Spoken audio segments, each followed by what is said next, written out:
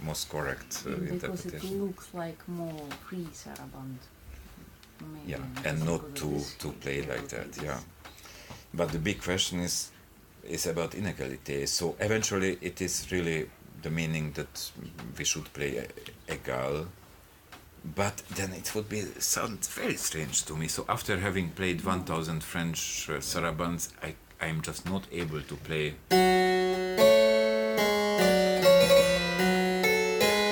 I cannot. Can you? Never. So then it's still an open question. I don't know. Next is again Couperin. It's a gavotte. You get it? So here is written note égale écoulé. Yeah? That basically the same as in notateur, but he writes here the notes are equal, not the 8 notes, but it's the same. So why? So here is, I think it's much more easy to give the right answer. It is not a mistake, it's a special effect. Here you have to play equal for fun. No? It's because it's so funny to not to do what you normally would do. And the coulé, well, or always consequently slurred all notes in pairs, or just to play very long notes. Or both are possible. But basically, the meaning of this information is very clear. You have to play égal, because normally you would obviously play. Still, most of musicians today play this gavotte in égal. They just don't watch that. I don't know why. Then, again, François Couperin, it's a courant, an Italian courant, or courant in Italian manner. Here it's written pointe coulé. Pointe is mostly used for dotted rhythm, but eventually it could have the meaning of a tone with a dot on it to make short articulation, but it's probably not that. So it's probably really a strong inégalité and maybe slurs in pairs or just very détaché bowing. It is just strange that this instruction we have in an Italian courant, which should be anyway a corrente or something like this. So it's something very controversial, this movement, but it's quite clear how to play. The question is more why, but who knows? Yeah. Okay, then we have a very nice example. It's this modern edition example. It's from Leclerc. It's a trio for 2 discant instruments and basso continuo, deuxième régression, blah blah blah. And it has a huge chaconne at the end in the common 3/4 measure sign. And here, obviously, we play. So the first 2 lines are from the beginning. Yeah. So beginning, you play obviously the 8 notes inégal, because that's the rule. That's the most normal thing, and it has to be like this. You don't even think about isn't it, Olga? Yes. And I heard your interpretation once. It was perfect.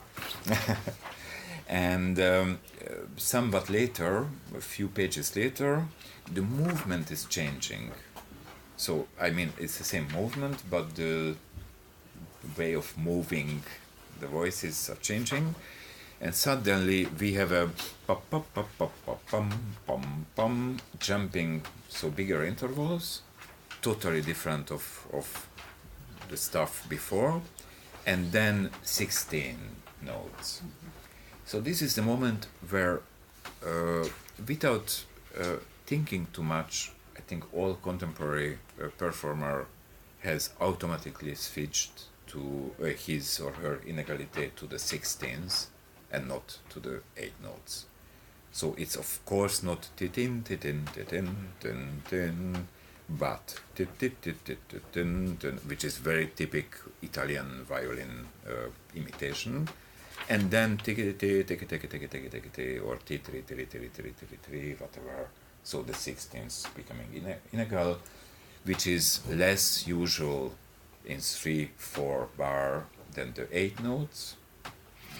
You remember that table, that modern table, the collection of information. Less usual, but in special situations it's the most obvious solution. Of course you continue, but you change the way of inégalité. Okay, and then the big question is at that time is always about the relation of Italian music and French music, and Italian way of performing and French way. So in Italy they didn't care about French at all. So I think they were just laughing about French music and French musicians. But in contrary, it's a bit different in France. They were quite negative about everything which was not French, but on the other hand they had a sort of jealousy after Italian culture and Italian. So I think they basically liked it very much. Secretly listening Italian CDs. And many of those musicians went to Italy to study Italian style and to meet those great composers. So we see a lot of Italian influence, but it's always difficult to judge whether this influence is that strong that we have to change the way of our playing French music when it's influenced by Italians. Here it's really part territory where different answers are possible. There is no real final answer on this. For sure you know a lot of examples of this problem, and maybe you know the final answer on those situations, but I often not. We had something in our program. Yes, we had Sarabande by Blave, which was a really perfect choral imitation, and we decided to play it on more Italian way. And Olga played equal, the 8 note T.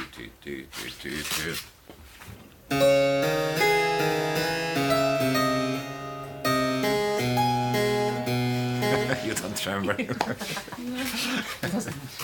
Yeah. And then we made sort of Italian-alike ornamentation. It's for sure a possible answer, but maybe not the correct answer. We don't know. We don't know. Blave himself, as far as I know, was not traveling to Italy, but he probably met some Italian musicians, so he had a good impression of Italian music. He published the second book of his flute sonatas more with Italian titles, so they called Sonata and Allemanda and Sarabanda and so on the Italian way. But in style, it is still the same 90% French and 10% Italian mixture as in the other book where all the titles are in French. So there is no basic difference. So there are different answers on these, and ask others. I'm not authorized to give a final rule about this. Much more interesting to, not much more, but it's a very interesting field about Germany and the German musicians, because about that we know quite much. how it was, and still we don't do what we know. So at that time in Germany, it was an extremely strong French influence and extremely strong Italian influence as well. Italian influence is quite obvious. We know a lot about this, and everybody knows. But the French influence, we don't talk too much about that. Even it was quite clear. There are at some courts in Germany. Well, it didn't call Germany, but let's say Germany. It's easier to speak about this sort of country today. There were many French courts, so with French language, French official language, and French taste, and French operas, and French musicians, painters, everything French.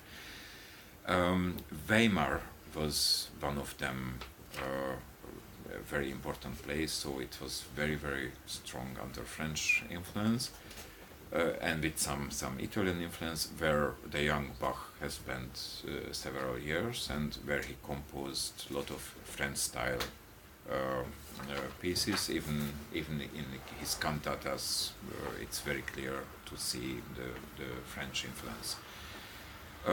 Even in Köthen, so if we just speak about Bach, in Köthen, we know exactly that the names of the court musicians, and we know how many they were. There were 17 playing different instruments, and we know that most of them were coming from Berlin, where they just failed them, so they lost their job at the Berlin court, which was very French at that time.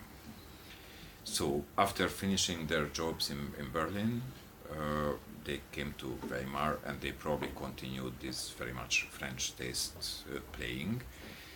And some of them were even French, but most of them were German, but very much under French influence. And and before in Weimar, all the woodwind players were French, and woodwind makers in Germany were till, I don't know, 1710 or 20, mostly French, and it just changed really slowly. So it was an extremely strong French influence, and the first flute players appearing in Germany were France. Bufferten, we know, who was later becoming teacher of Quantz, and Quantz becoming teacher of Frederick the Great, who was anyway very much under French influence, and so on and so on. So it was really much stronger, this influence, than we believe.